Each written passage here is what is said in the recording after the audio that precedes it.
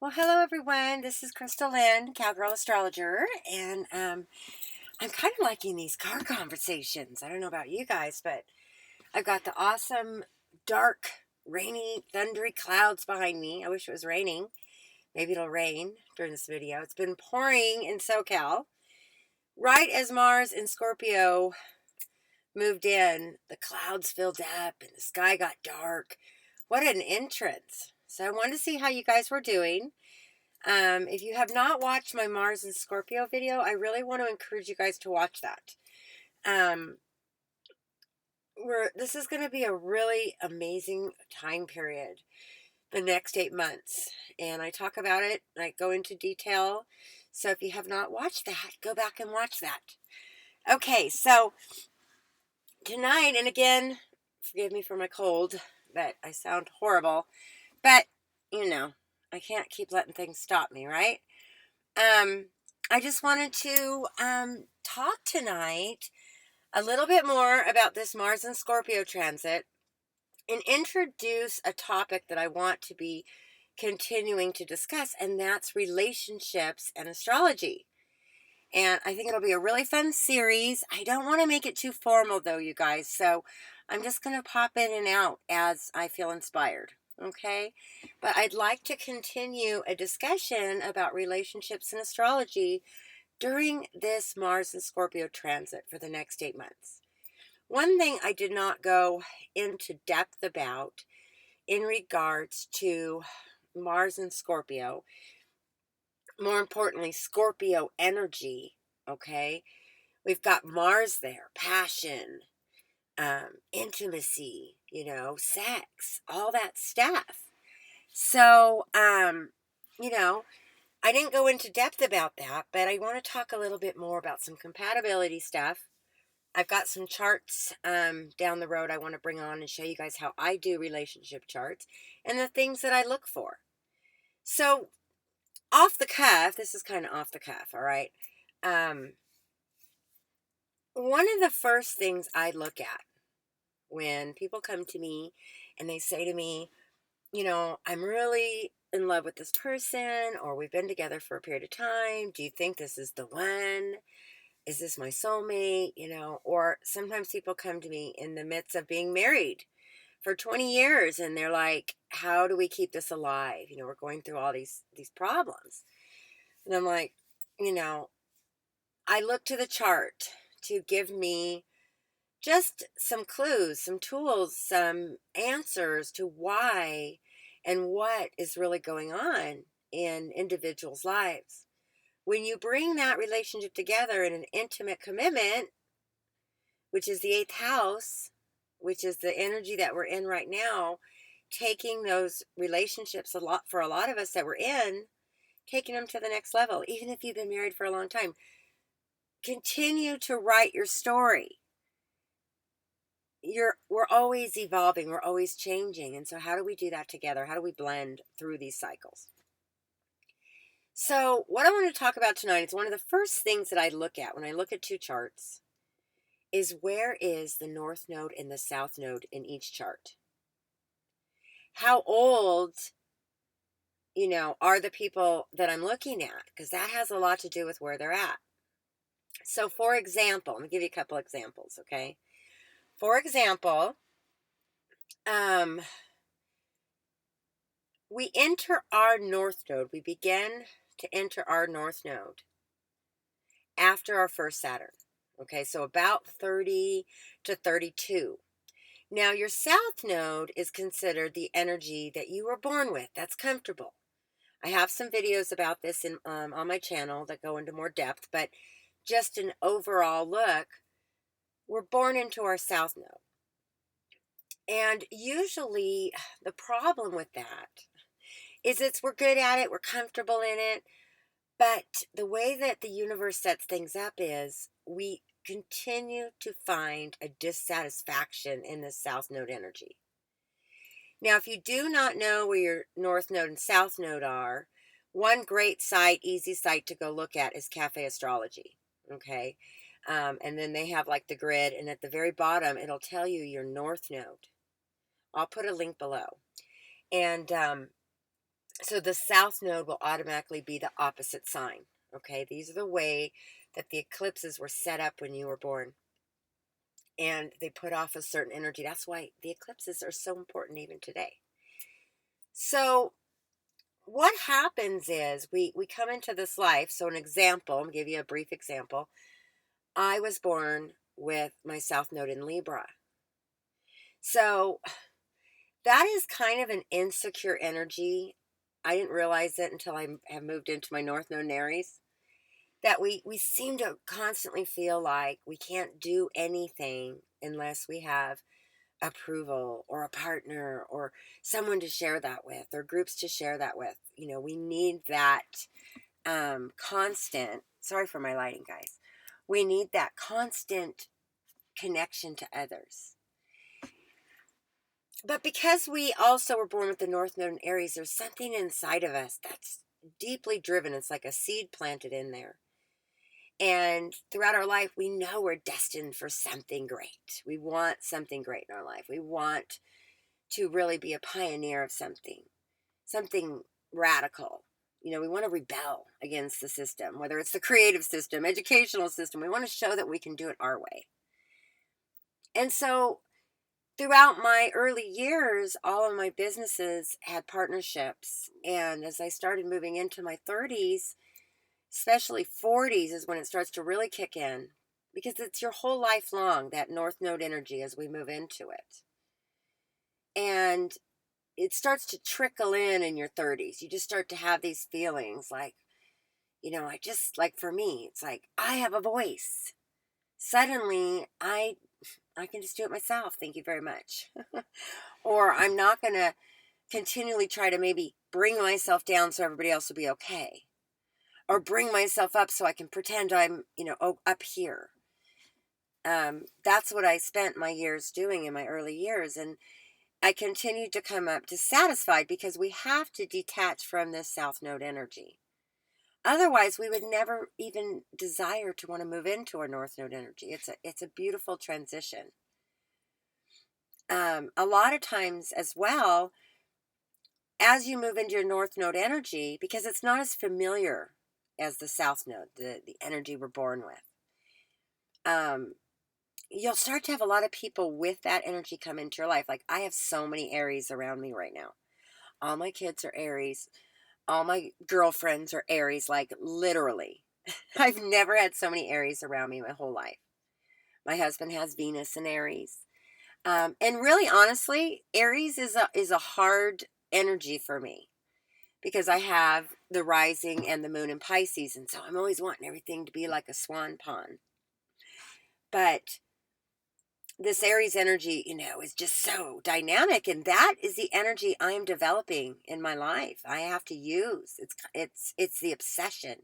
Your North Node becomes very obsessive. Okay, so let's say now you get married when you're young. All right, 18, 19, 20s, early 20s. I don't think we get married as young nowadays. I'm not sure, but I got married at 19, my first marriage. I was very young. So I was a baby. And the thing about it is that you marry someone that has a certain South Node energy. That's what you connect with when you marry before your first Saturn.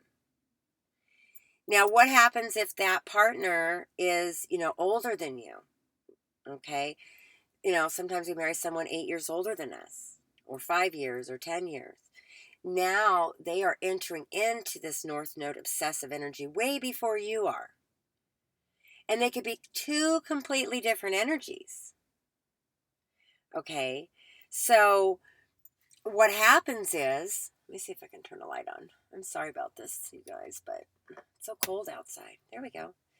At least you can hear me. What happens if, that energy is really intense? So I'll give you an example. Okay. I guess I'll use myself as an example. Because Mars and Scorpio is really asking me as well to be more honest about my life and learn to share it. Because if I'm going to write about it and I'm going to talk about it, I want you guys to know, I'm living out all this stuff too. So my first husband was born with the South Node in Pisces. and he is a Pisces. So I, having this Pisces rising moon, was so connected to that. It's like spirituality, creativity, right? We were very involved in the church, very involved in just being extremely creative, very laid back, right? Now, many of you guys know I am a Virgo, but this Pisces energy I have really waters down a lot of that Virgo side of me. Because even when I'm around other Virgos that have a lot of Virgo, it's like too much for me. But I have that ability. But it's also very self critical. So, my early years, I have the South Node in Libra. So, I'm trying to make everybody happy. I'm trying to make everybody happy. I'm very passive. And I'm willing to just do whatever it takes to make everybody happy. I'm really happy doing that too. That's the thing. So now, he is 8 years older than me. He was 8 years older than me during this time. So he also entered his first Saturn before I did. So Saturn, then you have this radical change. Then he moved into the North Node in Virgo, and it totally changed the vibe of everything, we had known our whole entire relationship. So that becomes much more critical, much more obsessive, much more perfectionistic. In a lot of ways, it's good because they become a lot more successful and efficient in what they're doing and dependable.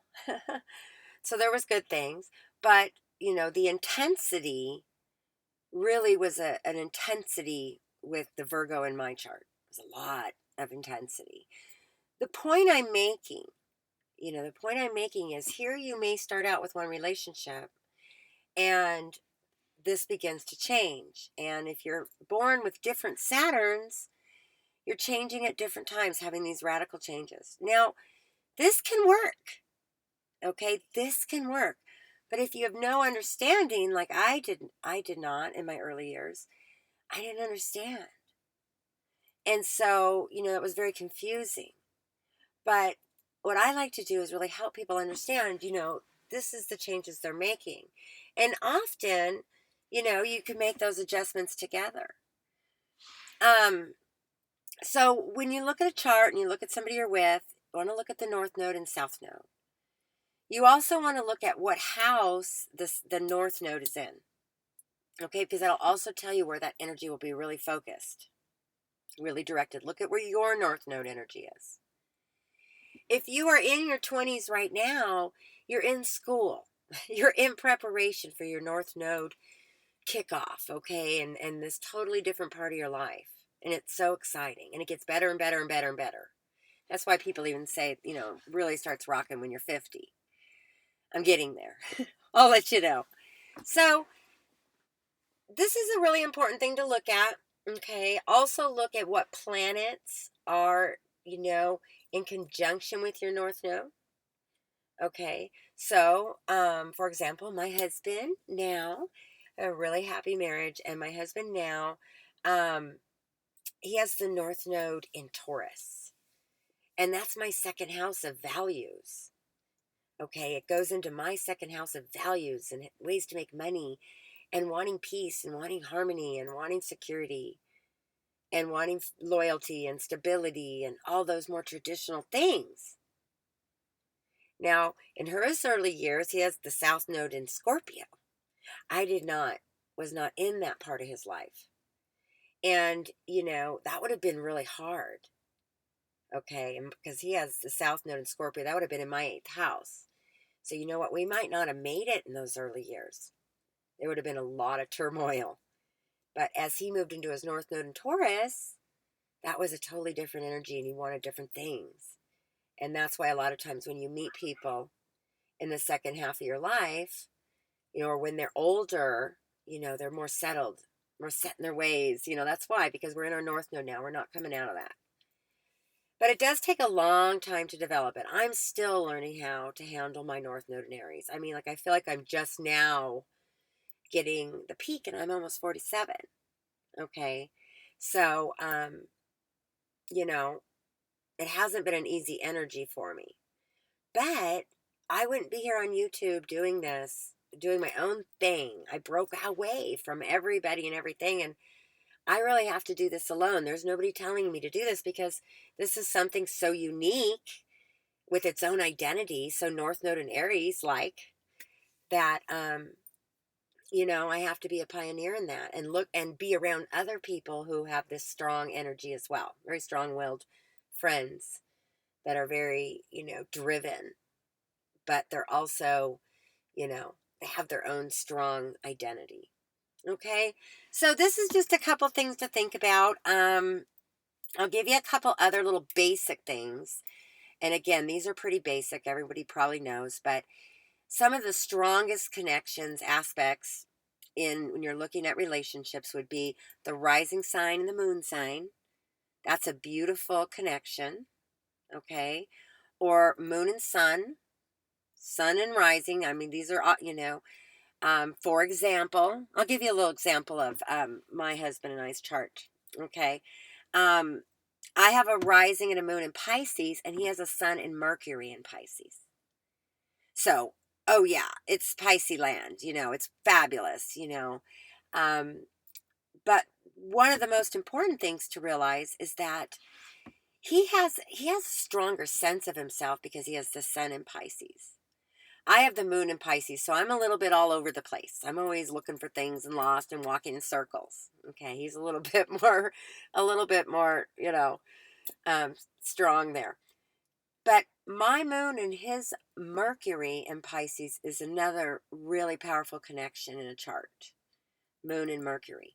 Because it's your soul is really what speaks to you. So when somebody else shares their Mercury with your moon, then they talk like your soul is comfortable with. They communicate in a way that, oh, it just feels so right. So when he talks to me like a Pisces. Now, here's what's interesting. He has the moon in Libra, and I have Mercury in Libra. So guess what? I talk like a Libra, even though I love to hear the Pisces. When it comes out of my mouth, I start, showing, like right now, I'm showing you all the different signs and ways, and I talk like a Libra. And since my husband, he has a rising and moon in Libra. Okay. So, and I have Mercury and Venus in Libra. That's another strong connection. Venus on the rising. Because very attracted. That's why I'm very attracted to that Libra rising. Because then that Libra energy comes through. Ah, it calms my soul. It gives me balance talking to another Libra. So, sometimes when we have communication, we can be he's really more balanced emotionally. I'm a little more emotional, plus I'm a woman. But when I'm trying to communicate with him about something, I know that it is best when I am not so emotional and I speak the facts like a Libra, show him all the ways and talk to him with all the options. And, we have these great conversations, you know. But when I need to really express that Pisces side of me and share, I can say to him,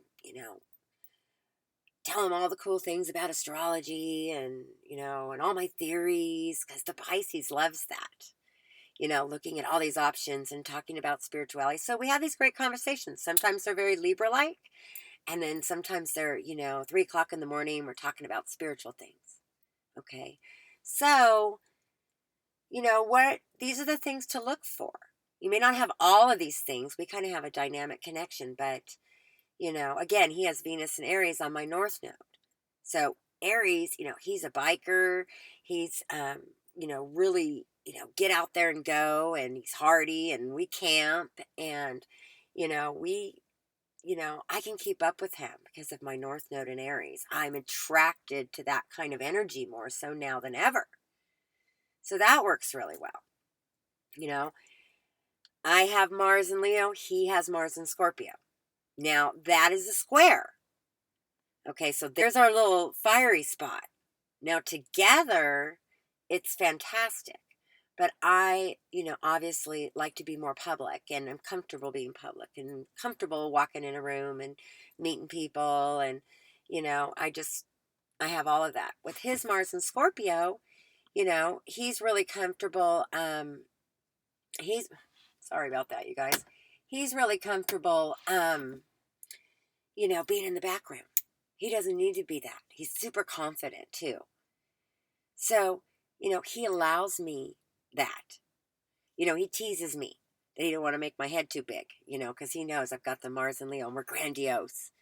He's much more balanced. And so I appreciate that in him. I'm not going to be frustrated and go, I can't believe he never, does all these things for me, because what I need is his sensibility. And what I need is, his discernment. Because my chart, I'm a lot more trusting and a lot more believing. He's a lot more discerning. So we make that work together, you guys. So make that work together. Those aspects give you different parts as you make a whole relationship, okay? So I don't know. I hope that wasn't too much personal information, but I'm just sharing with you that these are the things I look at. If you would like to come in for a relationship chart reading, I'm an excellent special right now, you guys. 1 hour for $100. And if you've looked around, that's a good price. Skype, Google Hangout, or via phone.